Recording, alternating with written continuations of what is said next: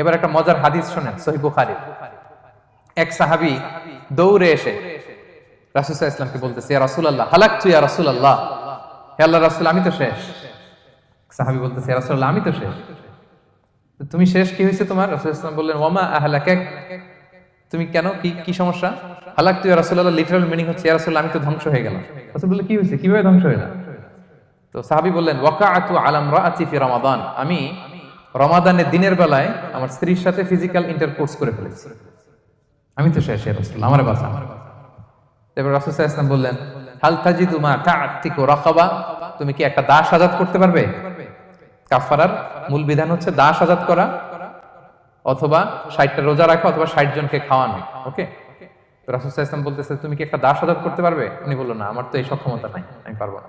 তো রাসূল সাল্লাল্লাহু আলাইহি ওয়াসাল্লাম বললেন, ফাহাল তাস্তাতিউ আন তাসুমা শাহরাইনি মুতাতাবিআইন, তাহলে